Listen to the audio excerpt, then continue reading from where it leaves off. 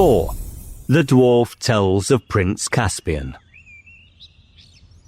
Prince Caspian lived in a great castle in the centre of Narnia with his uncle Miraz, the King of Narnia, and his aunt, who had red hair and was called Queen Prunaprismia.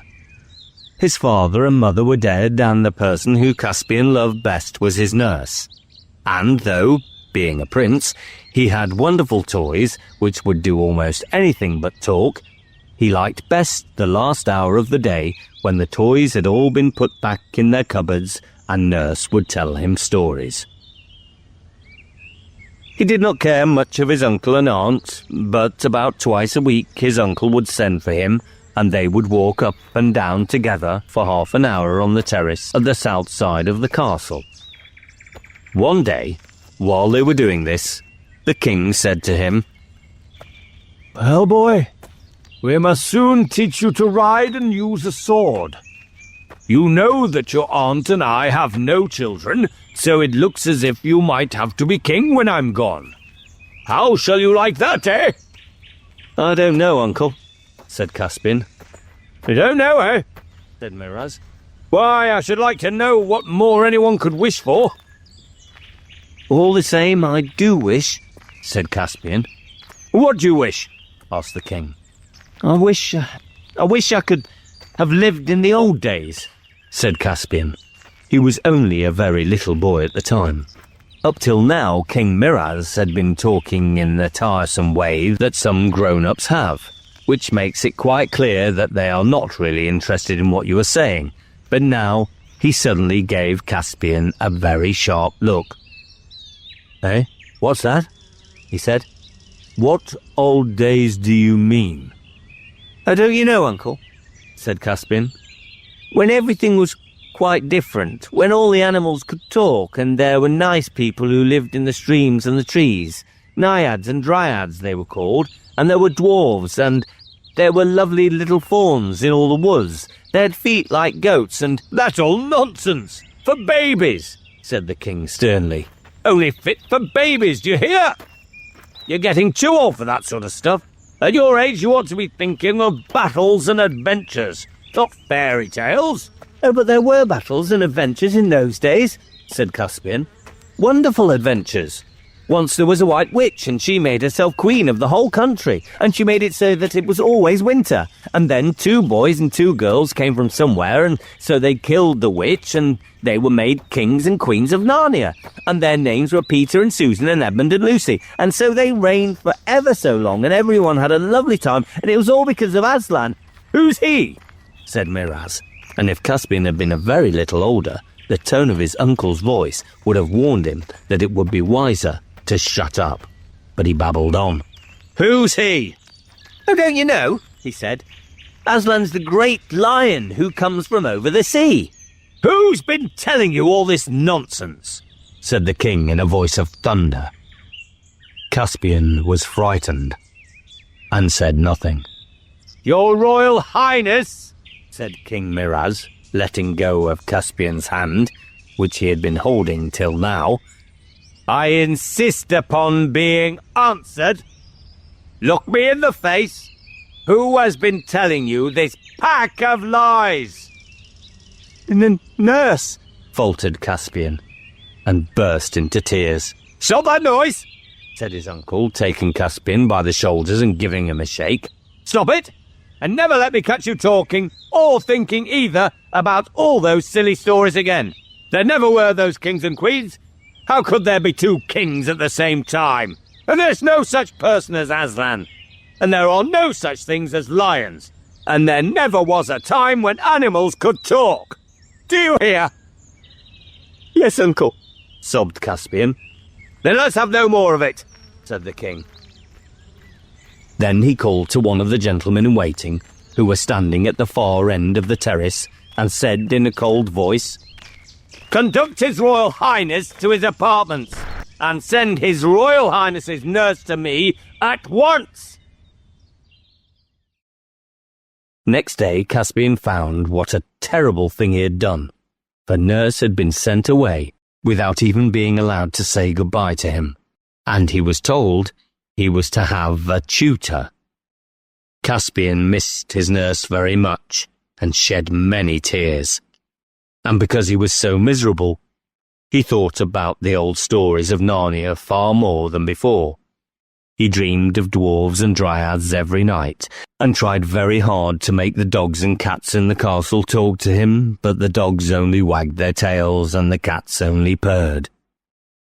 Caspian felt sure that he would hate the new tutor, but when the new tutor arrived about a week later, he turned out to be the sort of person it is almost impossible not to like. He was the smallest and also the fattest man Caspian had ever seen. He had a long, silvery, pointed beard which came down to his waist, and his face, which was brown and covered with wrinkles, looked very wise, very ugly, and very kind. His voice was grave and his eyes were merry, so that until you got to know him really well, it was hard to know when he was joking and when he was serious. His name was Dr. Cornelius. Of all his lessons with Dr. Cornelius, the one that Caspian liked the best was history. Up till now, except for nurses' stories, he had known nothing about the history of Narnia, and he was very surprised to learn that the royal family were newcomers in the country.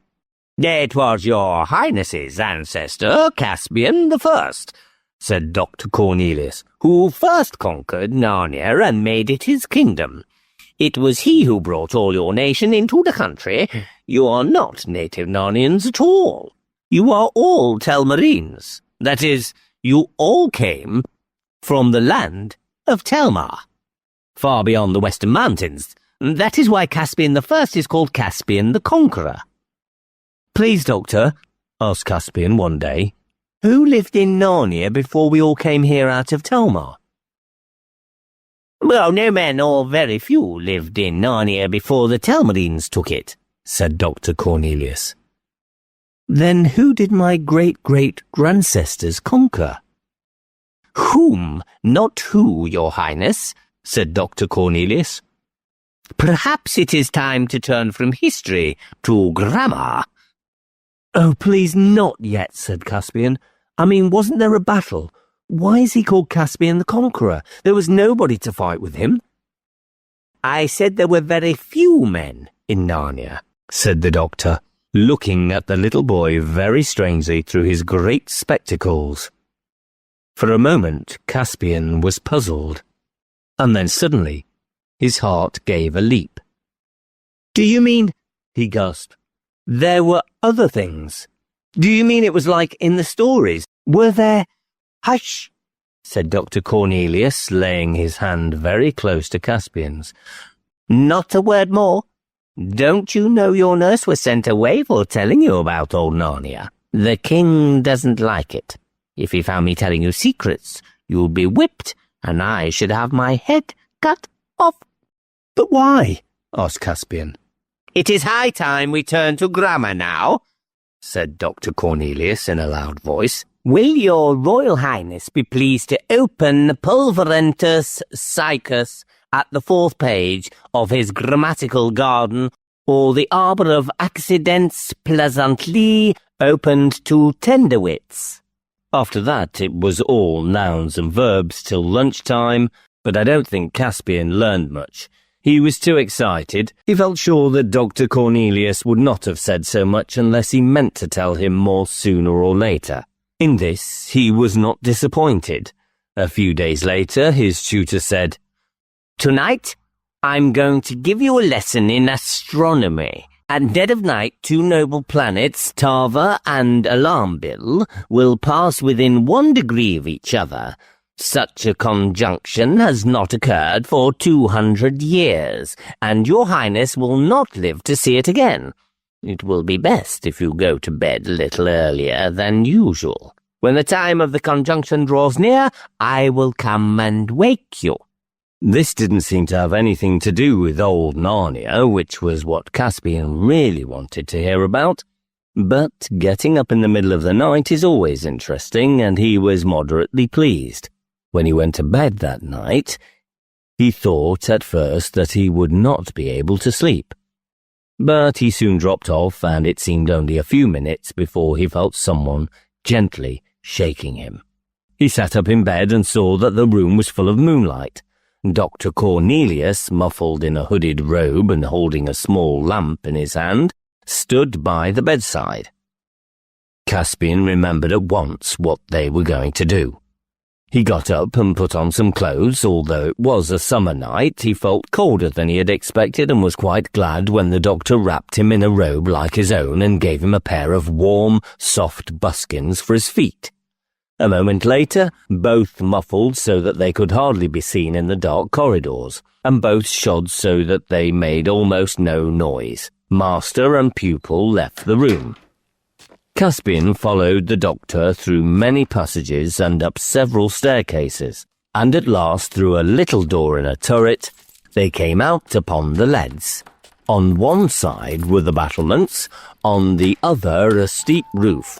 Below them, all shadowy and shimmery, the castle gardens. Above them, stars and moon.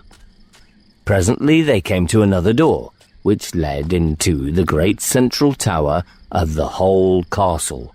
Dr. Cornelius unlocked it, and they began to climb the dark winding stair of the tower. Caspian was becoming excited. He had never been allowed up this stair before. It was long and steep, but when they came out on the roof of the tower and Caspian had got his breath, he felt that it had been well worth it. Away on his right he could see, rather indistinctly, the western mountains. On his left was the gleam of the great river, and everything was so quiet that he could hear the sound of the waterfall at Beaversdom, a mile away. There was no difficulty in picking out the two stars they had come to see. They hung rather low in the southern sky, almost as bright as two little moons and very close together. "Are they going to have a collision?" he asked in an awestruck voice. "Nay, dear Prince," said the doctor, and he too spoke in a whisper. "The great lords of the upper sky know the steps of their dance too well for that. Look well upon them. Their meeting is fortunate and means some great food for the sad realm of Narnia. Tarva, the Lord of Victory, salutes Alarmbill, the Lady of Peace. They're just coming to their nearest." "It's a pity that tree gets in the way," said Caspian. "We'd really see better from the west tower, though it's not so high." Dr. Cornelius said nothing for about 2 minutes, but stood still with his eyes fixed on Tarva and Alarmbill. Then he drew a deep breath and turned to Caspian. "There," he said, "you have seen what no man now alive has seen, nor will see again. And you are right. We should have seen it even better from the smaller tower. I brought you here for another reason." Caspian looked up at him, but the doctor's hood concealed most of his face. "The virtue of this tower," said Dr. Cornelius, "is that we have 6 empty rooms beneath us, and a long stair, and the door at the bottom of the stair is locked. We cannot be overheard. Are you going to tell me what you wouldn't tell me the other day?" said Caspian.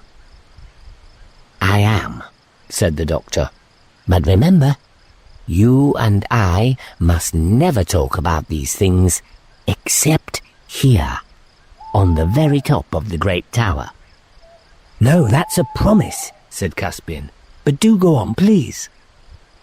"Listen," said the doctor. "All you have heard about old Narnia is true. It is not the land of men. It is the country of Aslan, the country of the waking trees and visible naiads, of fauns and satyrs, of dwarves and giants, of the gods and the centaurs, of talking beasts. It was against these that the first Caspian fought. It is you Telmarines who silenced the beasts and the trees and the fountains, and who killed and drove away the dwarfs and fauns, and are now trying to cover up even the memory of them. The king does not allow them to be spoken of." "Oh, I do wish we hadn't," said Caspian, "and I'm glad it was all true, even if it is all over." "Many of your race wish that in secret, said Dr. Cornelius. But Doctor, said Caspian, why do you say my race? After all, I suppose you're a Telmarine too. Am I? Said the doctor. Well, you're a man anyway, said Caspian. Am I? Repeated the doctor in a deeper voice, at the same moment throwing back his hood so that Caspian could see his face clearly in the moonlight. All at once, Caspian realized the truth, and felt that he ought to have realized it long before. Dr. Cornelius was so small, and so fat, and had such a very long beard, two thoughts came into his head at the same moment. One was a thought of terror. He's not a real man, not a man at all. He's a dwarf, and he's brought me up here to kill me. The other was sheer delight. There are real dwarfs still, and I've seen one at last. So you've guessed it in the end, said Dr. Cornelius. Or guessed it nearly right. I'm not a pure dwarf. I have human blood in me too. Many dwarfs escaped in the great battles and lived on, shaving their beards and wearing high-heeled shoes and pretending to be men. They have mixed with your Telmarines. I am one of those, only a half-dwarf, and if any of my kindred, the true dwarfs, are still alive anywhere in the world, doubtless they would despise me and call me a traitor. But never in all these years have we forgotten our own people and all the other happy creatures of Narnia, and the long-lost days of freedom.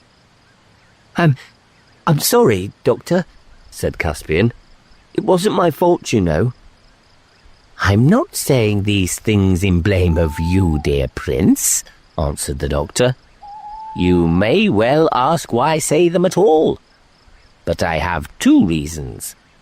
Firstly, because my old heart has carried these secret memories so long that it aches with them and would burst if I did not whisper them to you. But secondly, for this, that when you become king, you may help us. For I know that you also, Telmarine though you are, love the old things. Oh, I do, said Caspian. But how can I help? You can be kind to the poor remnants of the dwarf people, like myself. You can gather learned magicians and try to find a way of awaking the trees once more.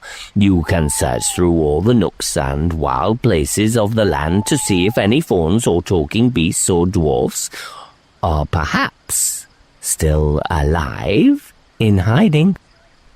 Do you think there are any? Asked Caspian eagerly. I don't know, said the doctor with a deep sigh. Sometimes I am afraid there can't be. I have been looking for traces of them all my life. Sometimes I have thought I heard a dwarf drum in the mountains. Sometimes at night in the woods I thought I had caught a glimpse of fauns and satyrs dancing a long way off. But when I came to the place, there was never anything there. I have often despaired, but something always happens to stop me hoping again. I don't know. But at least you can try to be a king, like the High King Peter of old, and not like your uncle. Then it's true about the kings and queens too, and about the White Witch, said Caspian.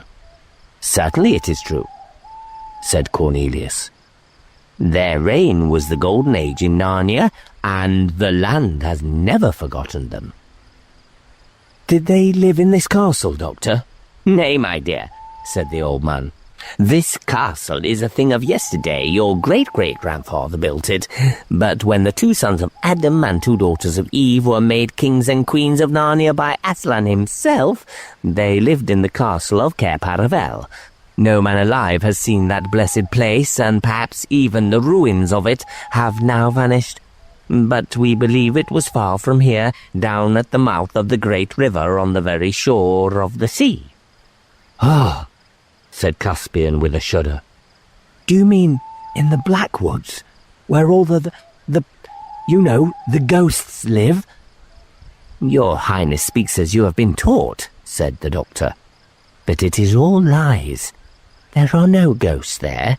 That is a story invented by the Telmarines.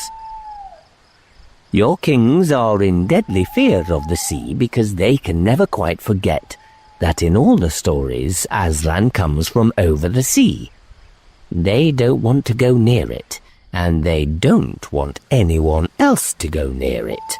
So they have let great woods grow up to cut their people off from the coast. But because they have quarrelled with the trees, they are afraid of the woods, and because they are afraid of the woods, they imagine that they are full of ghosts. And the kings and great men, hating both the sea and the wood, partly believe these stories and partly encourage them. They feel safer if no one in Narnia dares to go down to the coast and look out to sea, toward Aslan's land, and the morning and the eastern end of the world. There was a deep silence between them for a few minutes. Then Dr. Cornelius said, Come, we have been here long enough. It is time to go down and to bed. Oh, must we? Said Caspian. I'd like to go on talking about these things for hours and hours and hours. Someone might begin looking for us if we did that, said Dr. Cornelius.